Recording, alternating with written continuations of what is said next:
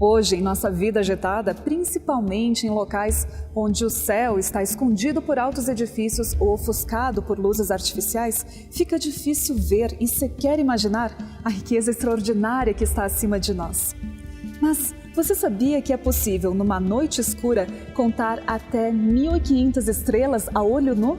Pois imagine então o que os astrônomos podem ver com instrumentos como este, considerado o mais preciso desenvolvido por seres humanos para buscar planetas do outro lado do nosso sistema solar.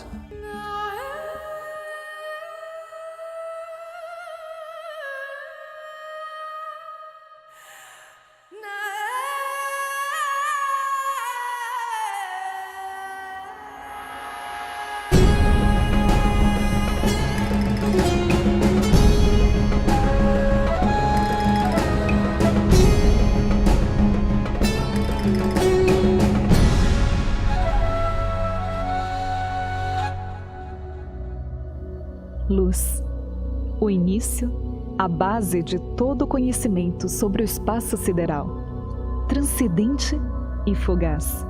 É capaz de abrir as janelas do saber ao nos revelar a intimidade daquilo que está próximo dos nossos olhos. Assim como o universo, que representa o amplo, o todo, descomunal, desconhecido, inexplorado. E através dos intrigantes raios de luz que viajam desde um passado distante até o nosso presente, que nos aproximamos um pouco mais do desconhecido. La luz y especialmente el color son muy importantes en la forma en que los astrónomos intentan comprender el universo. Por dos razones. Una es que la luz es el vehículo por el cual obtenemos la información sobre los astros. Es decir, podemos estudiar los astros porque emiten luz, no porque podamos ir allí y tocarlos, sino simplemente porque podemos solamente acceder a la radiación que emiten, y esa radiación es luz. Most of what we know about the universe comes from observing light. Different kinds of light, visible light that we can see with our eyes. We use telescopes to measure visible light. We have radio telescopes to measure radio waves. That's a different kind of light that has a much longer wavelength that we can't see. There's other kinds of light that we use as well, infrared light, ultraviolet light, gamma rays, X-rays. So all different kinds of light that we can capture, we can use to map out what's in the universe. Nosotros entendemos como luz aquello que ilumina los objetos que podemos ver, la luz del sol, la luz de una bombilla. En astronomía, luz es todo aquello que compone la radiación electromagnética, no solamente la luz visible, sino también la luz en rayos gamma, la luz en rayos X, la luz radio, la emisión en longitudes de onda radio, y todo esto son maneras en las que los astrónomos adquieren información sobre los objetos que observan. Por séculos temos estudado a luz por meio de telescópios ópticos, mas as cores que os nossos olhos podem detectar são apenas uma parte do espectro eletromagnético. A luz emite diferentes ondas, das quais só um pequeno campo nos é visível. O universo emite luz em diversas cores que não vemos, desde as ondas de rádio até os raios gama. E os estudos que atualmente se realizam em cada banda do espectro eletromagnético contribuem para potencializar o nosso conhecimento. Estas ondas invisíveis correspondem a uma energia que é 1000 vezes mais fraca que as emissões que os nossos olhos detectam. E mesmo que possam nos parecer distantes, muitas destas ondas invisíveis fazem parte do nosso cotidiano. Utilizamos ondas de rádio para escutar música, as micro-ondas para aquecer alimentos. A mudar de canal com controle remoto, usamos ondas infravermelhas. Ao tomar sol na praia, sentimos o efeito das ondas ultravioletas. E ao fazer uma radiografia no hospital, utilizamos os raios-x. A radiação que não usamos no nosso dia a dia são os raios gama, que pela sua grande concentração de energia, são prejudiciais à saúde. E são as fascinantes propriedades da luz que têm permitido aos astrônomos conhecer a composição do universo. Sua cor revela a composição química de objetos em ebulição a distâncias imensuráveis. O cintilar dos raios podem revelar distâncias e, quando abruptamente ofuscados, a presença de um novo planeta. Raios de luz girando em torno da mais completa escuridão podem advertir a atração de um buraco negro.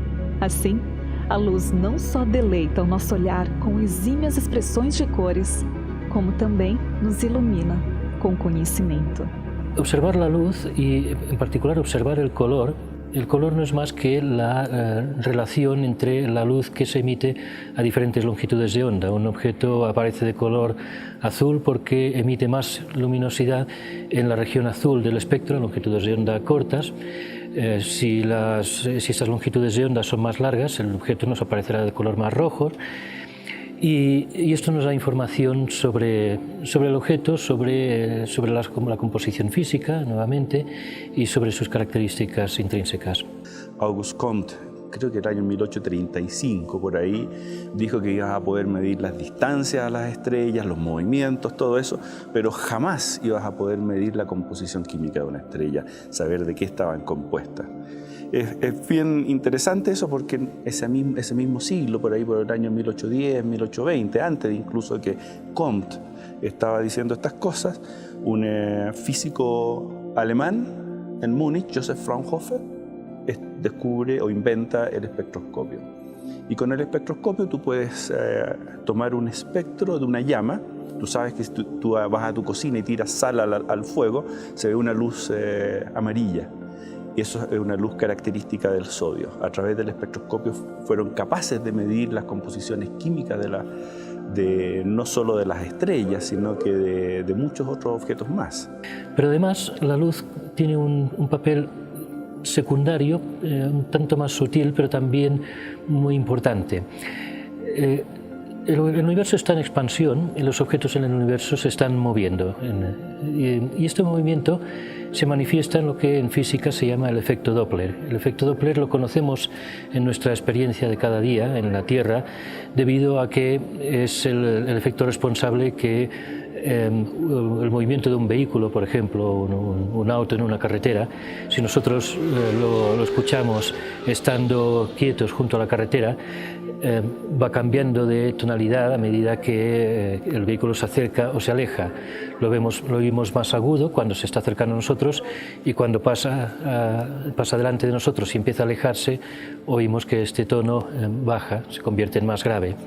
Lo mismo ocurre con la luz. Eso ya no es tan accesible para la experiencia cotidiana, pero es así que un objeto que se esté acercando a nosotros, un objeto astrofísico que se esté acercando a nosotros, se vuelve algo más azul, y cuando se está alejando se vuelve más rojo. No quiere decir que sus características intrínsecas estén cambiando, pero sí que el estado de movimiento respecto a nosotros produce una variación en la longitud de onda que nosotros percibimos. Por tanto, los astrónomos, por raro que pueda parecer, determinan la distancia de un objeto a partir del color que emite, a partir de cuán desplazado hacia el rojo está. Foi Galileu Galilei quem utilizou pela primeira vez em 1610 um telescópio para observar a Lua, Júpiter e algumas estrelas. E a partir dali, o ser humano foi descobrindo a verdadeira natureza dos corpos celestes ao redor da Terra e a compreender melhor seu lugar no universo. Desde então, até hoje, o anseio dos astrônomos continua o mesmo: captar a maior quantidade de luz que provém do espaço. Assim, os telescópios têm sido adaptados e aperfeiçoados com o passar do tempo. Cada vez são mais amplos e mais complexos. Ainda que, basicamente, o princípio continua sendo o mesmo. Um grande espelho coleta a maior quantidade de luz proveniente do espaço. Os raios refletem num espelho secundário que direciona a luz através de um pequeno orifício até um terceiro espelho. Este, por sua vez, trata-se de um sofisticado espelho deformável que, controlado por um computador, corrige em tempo real os dados obtidos. Assim, evita a distorção provocada pela turbulência da atmosfera terrestre e obtém imagens tão nítidas como aquelas tomadas no próprio espaço. Mas estes modernos telescópios não trabalham apenas independentemente. Por meio de um processo chamado interferometria, um grupo de telescópios pode trabalhar em conjunto, convertendo-se em um megatelescópio e apontando de diferentes perspectivas para um único alvo. Diferentemente dos telescópios ópticos, que captam somente as imagens do espectro visível da luz, os radiotelescópios estão desenhados para detectar ondas de rádio emitidas por fontes frias ou muito distantes no espaço. Para poder captar estas luzes tênues, é preciso uma superfície recolhedora muito grande. Mas, pela inviabilidade de construir um telescópio gigante, é necessário então contar com várias antenas parabólicas que possam, combinadas, funcionar como um grande telescópio. Para isto, novamente se utiliza a interferometria, que em telescópios como em ALMA, que conta com 66 antenas, localizadas a 5.000 metros de altitude no deserto do Atacama, significaria contar com um telescópio virtual de 16 quilômetros de diâmetro. Dependendo do que se quer observar, as antenas podem se posicionar de maneira convergente, mais próximas umas das outras, proporcionando maior sensibilidade para observar grandes espaços no universo, ou mais separadas, brindando com maior resolução, o que permite observar mais detalhes. Este pode ser um processo complexo, mas é necessário para tentar decifrar a complexidade infinitamente maior do próprio cosmos. Muitos dos elementos astronômicos mais interessantes, como as tênues anãs marrons da Via Láctea até os quasares mais longínquos, são realmente difíceis de observar, e encontrar sua pálida luz em meio à vasta escuridão espacial é como procurar uma agulha em um palheiro. Hay instrumentos que pueden observar pequeñas regiones del universo con una exquisita definición. Por ejemplo, ALMA o el telescopio Hubble. En el caso de ALMA, acá en Chile, que es el principal instrumento de su categoría en el mundo, es uno de los más caros y más complejos jamás fabricados en astronomía, podemos mirar los detalles de objetos muy alejados en el universo, pero en campos muy pequeños. Existen otros telescopios que nos permiten observar con poco detalle campos muy grandes. Y la combinación de ambos tipos de instrumentos son esenciales para entender el contexto general. Ahora, también está el otro aspecto, que es el aspecto del tiempo, que también es parte del campo de la observación. El universo es como una gran película que podemos ver secuencialmente. Cuando más lejos observamos, más joven era el universo. Entonces podemos observar cómo ha cambiado el universo en el tiempo. Y eso nos muestra que el universo que conocemos, lo que nosotros llamamos el universo, es algo que comenzó. No siempre existió, sino que comenzó. O Hubble é um grande telescópio. Sua característica distintiva é não estar na Terra, mas sim no espaço. E é a partir de lá que consegue esquivar as interferências da atmosfera, oferecendo aos astrônomos importantes resultados. Suas observações estão levando os cientistas a repensarem algumas das ideias a respeito da idade do universo. De fato, o conceito atual se encontra diante de um paradoxo. Os dados mais recentes que o Hubble tem proporcionado indicam de maneira convincente que o universo pode ser muito mais jovem do que calculavam os cientistas. Ao contrário de cálculos anteriores que atribuíam 14 bilhões aproximadamente. O problema é que é considerado certo que algumas estrelas têm cerca de 12 bilhões de anos.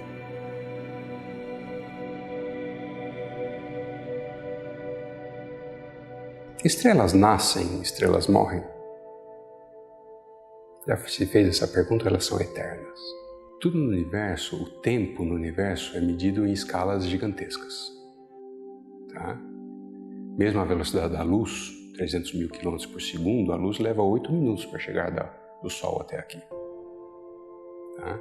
A estrela mais próxima da Terra, se você viajar à velocidade da luz, você vai levar 4 anos e 3 meses para chegar lá. A mais próxima da Terra. O nosso tempo de vida, comparado ao tempo dos acontecimentos no universo, é nada. Imagina uma colônia de formigas que resolve estudar a vida do elefante. O tempo de vida da formiga é muito pequeno comparado ao tempo de vida de um elefante. Então, várias gerações de formigas terão que observar elefantes. Cada geração vai observar elefantes em vários estágios.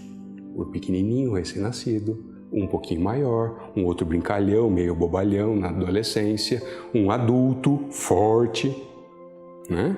Um já mais de idade, cansado e uma carcaça de elefante.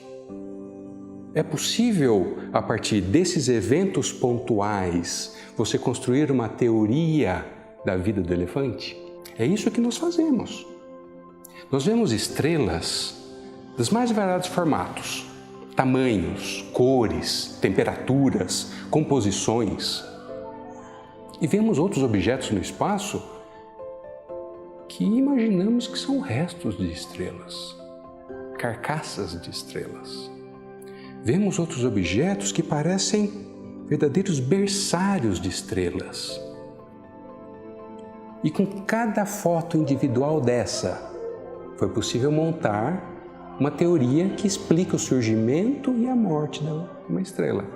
Nunca ninguém viu uma estrela nascer e nem vai ver essa mesma estrela morrer. Mas é possível descrever isso.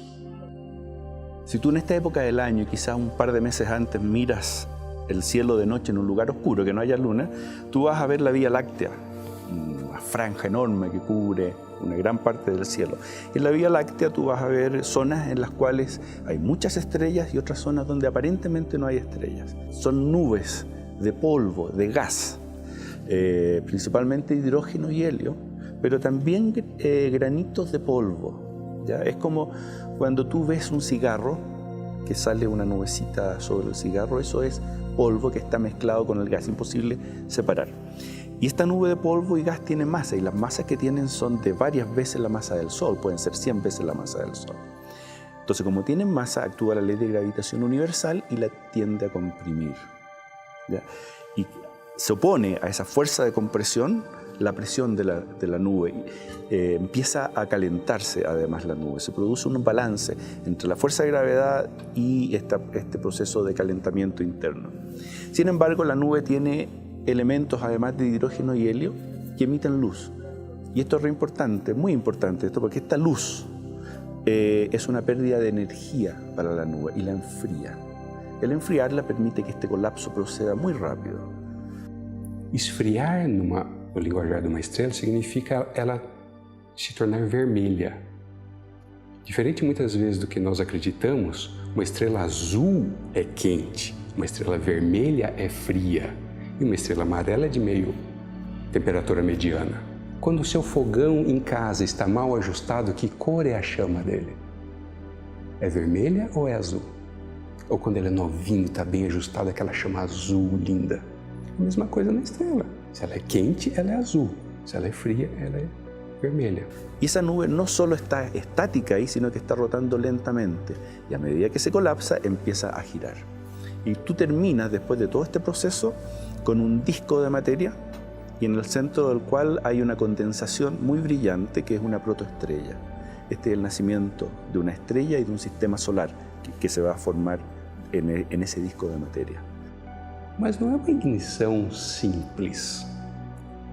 2 átomos de hidrogênio se fundem para formar um átomo de hélio. Isso chama fusão nuclear.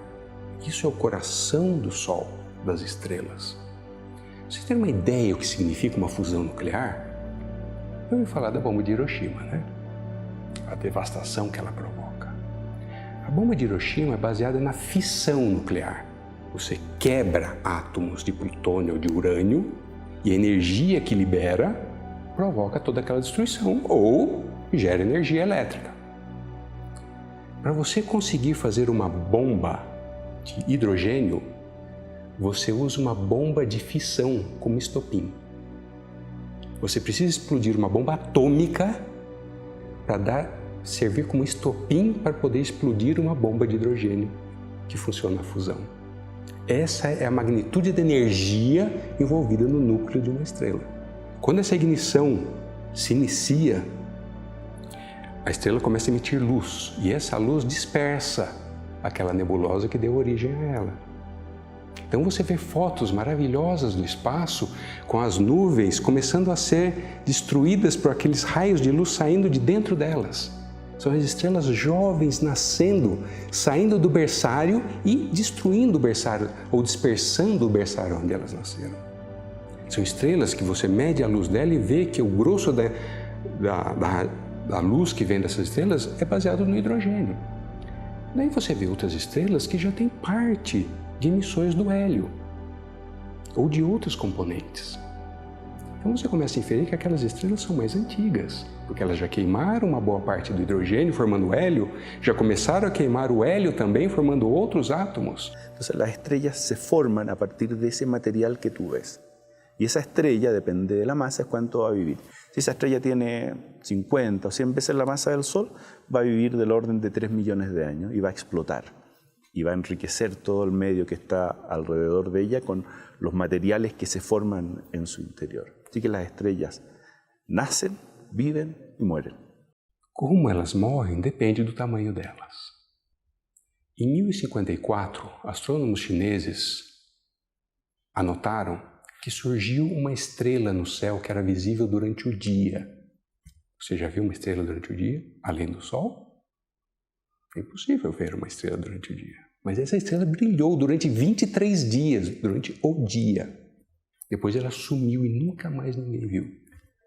Passaram 700 anos até ter um telescópio, um equipamento, que foi apontado para aquele local que os astrônomos chineses indicaram a posição daquela estrela. E ali se viu os escombros de uma explosão. Uma explosão que hoje nós chamamos de supernova. Uma estrela gigante que, ao acabar o seu combustível, ela simplesmente explode violentamente, jogando matéria para todos os lados. Dependendo do tamanho dela, o que sobra do núcleo da estrela, ele colapsa com uma força gravitacional tão forte que gera um buraco negro. Um buraco negro, muitas vezes, é o resto de uma estrela, ou o que sobrou de uma estrela. Outras vezes, formam estrelas de nêutrons ou pulsares que emitem radiação em ondas de rádio que funcionam como verdadeiros faróis no espaço. Outras estrelas menores, elas dão soluços. Quando acaba o hidrogênio, chega num nível que ele não consegue mais processar o hidrogênio, ela incha e esfria. Então ela se expande, se tornando uma gigante vermelha, engole tudo que está ao redor dela e aí ela dá um soluço. Ela ejeta uma grande quantidade de matéria para o espaço e o que sobra no núcleo ele contrai novamente, dando ignição ao próximo combustível. Se era hidrogênio, ela passa a queimar hélio. E assim ela vai tendo esses soluços até chegar ao ferro. Aí ela não consegue mais fazer fusão de ferro. Então ela começa a esfriar, esfriar, esfriar e se tornar uma anã branca. Mas ao redor dela tem toda aquela matéria ejetada. E essa é a origem do que nós chamamos das nebulosas planetárias. Si tú estudias la composición de la Tierra, te vas a dar cuenta que hay ciertos elementos que existen acá, pero en muy poca cantidad comparado con el Sol. Para nosotros el Sol tiene un registro histórico de la composición de la nebulosa a partir de la cual se formó el sistema solar. Entonces, si tú comparas la composición química del Sol y la composición de la Tierra, te vas a dar cuenta que hay elementos que aquí en la Tierra no son tan abundantes. El hidrógeno es uno de ellos.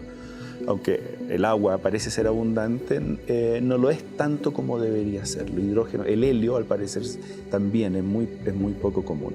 Y eso tiene que ver con la formación del sistema solar, en el cual al interior del sistema solar se formaron los planetas rocosos. Quando nós olhamos para isso, nós vemos que o universo é muito mais dinâmico que nós acreditamos, a princípio. Que há a constante criação e a constante destruição também do universo. Nós temos que ampliar a nossa discussão, levando todos esses pontos em consideração e não apenas aquilo que nos interessa. Será que muitas vezes nós não estamos limitando a ciência pelo que nos interessa? Ou estamos limitando a filosofia ou a religião ou qualquer outro aspecto da nossa vida e dos nossos grupos sociais pelo que nós acreditamos? Galáxias, planetas, estrelas, poeira cósmica e nebulosas.